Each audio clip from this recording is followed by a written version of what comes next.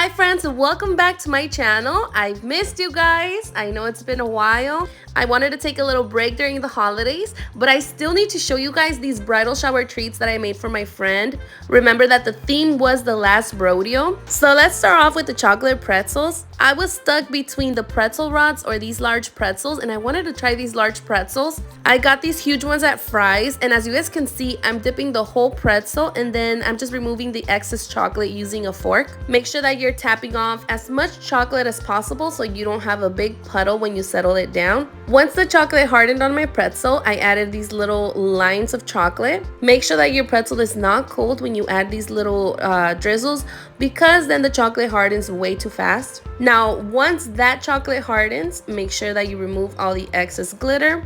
As you guys can see, I made some drizzles on the middle and some on the edges. Now for these, I'm just doing some splatters of silver. This is silver luster with lemon extract. And then I'm just using a brush to sprinkle all the glitter to my pretzels. As always, I'll be linking everything I used down below. I also did a design on some of these pretzels. Honestly, they were all over the place, but once they were together, everything looked so beautiful. I think I added glitter to almost all of them, but they looked so pretty. So the party was on a Saturday, and I started working on the pretzels, I think Monday. I wanted to be prepared, that way I wasn't rushing at the end of the week.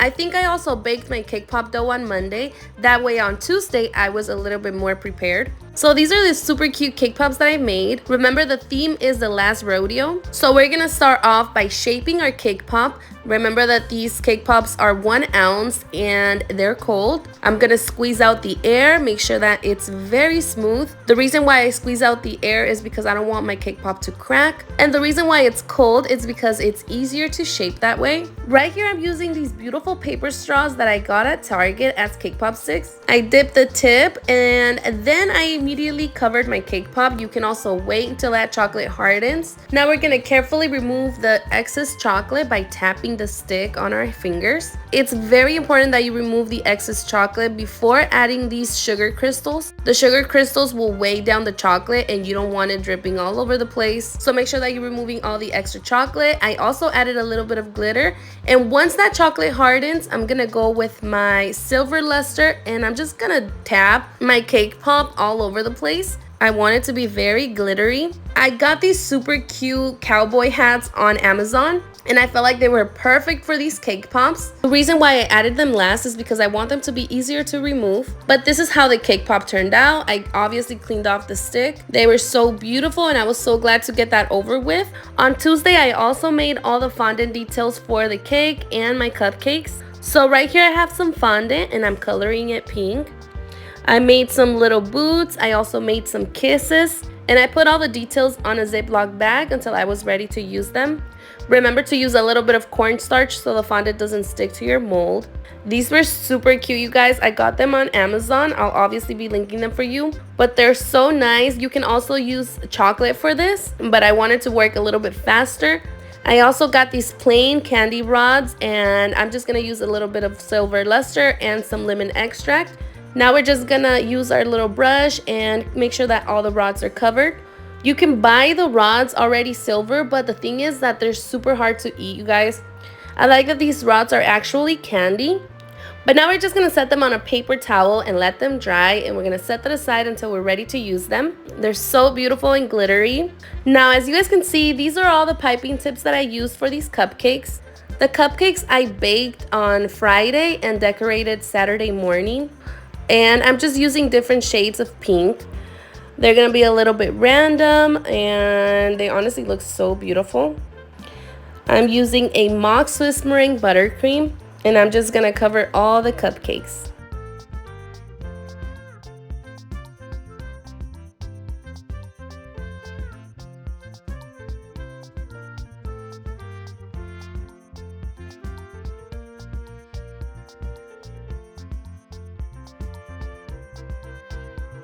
Once I cover the cupcakes, I'm gonna be adding these little disco balls. You can buy them on Amazon or AliExpress.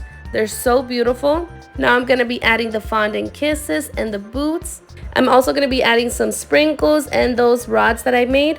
So they're just gonna be randomly placed. They look so beautiful. I finished them off with more glitter. I also made panna cottas. I also made cheesecake shooters. I will be sharing the panna cotta recipes with you guys another day because it's so delicious. I just want to keep this video a little bit shorter. But right now we're going to move on with the macarons. The macarons I think I made on a Monday or Tuesday because they store so well. And to make the macarons, you guys know that it is such a hard cookie. I start off by mixing my powdered sugar and my almond flour. I sift it like 3 times because I want it to be very fine. I make sure to clean all my bowls with some vinegar. That way there's no water, there's no moisture. And I'm gonna start whipping my egg whites. I add cream of tartar and then I'm adding my sugar. I'm also adding powder food coloring because I don't want to add more moisture to my meringue. So as you guys can see right here, it's still too soft. So we're going to keep going and mixing until we get a stiff peak. At the end, this is how my meringue looked. And then we're going to start adding our almond flour and powdered sugar mixture. I'm adding it in 3 parts and then I'm carefully folding in my mixture. Make sure that you guys watch a lot of YouTube videos so you guys know when to stop mixing. But once I got to the right consistency, I'm going to start piping my macarons.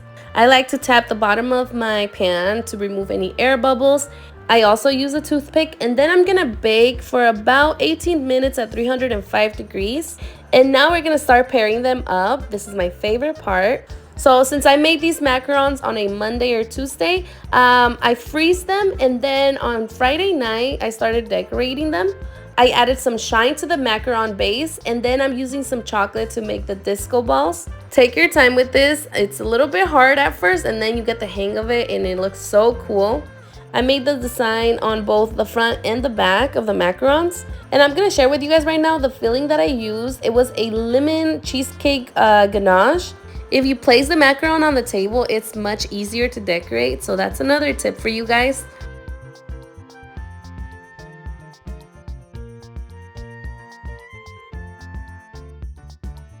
I'll leave the recipe for the ganache down below for you guys, but pretty much I'm just measuring everything. I'm using some white chocolate, heavy cream, and some cream cheese. I melted the chocolate and heat up my heavy whipping cream, and right here I'm mixing everything together. If you need to melt it a little bit more, then make sure that you place it in the microwave for about 30 seconds. Once everything is combined, we're going to use our immersion blender. So to this, we're going to be adding our softened cream cheese. We're also going to be adding some lime zest, and we're going to be using our immersion blender to combine everything. I wanted it to be more citrusy, so I ended up using the juice of 1 lime. This ganache is so delicious for macarons.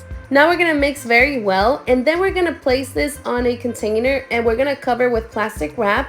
Make sure that the plastic wrap is touching your ganache so there's no crust on the top. I made the ganache Friday morning and then I covered my macarons that Friday night. Remember that the ganache needs to rest with the macaron so the cookie softens. Right here I'm filling my macaron on a Friday and then we're gonna place this in the fridge.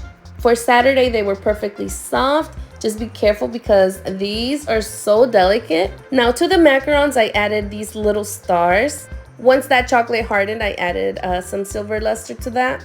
Everything could look so much cleaner, so much better if I was actually taking my time. But the thing is that I was in such a hurry, you guys. I was making so many things. I want to show you really quick how the cake turned out. This was so beautiful. I got the J&J topper on Etsy, and then I got these beautiful disco balls, I think on Amazon or AliExpress, I'm not really sure. I also made these chocolate strawberries the day of because they need to be fresh. These are the panna cottas. The macarons look so beautiful. I'll be linking everything that I use for the setup. The pretzels look so pretty. And then these are the cheesecake shooters. I ended up putting a rose on top and I dipped the stem in some chocolate. That way it was safe to put on top of the cheesecake shooters. But everything turned out so beautiful. My friend was in love. One of my friends also made these little cakes. Everything was just perfect, you guys.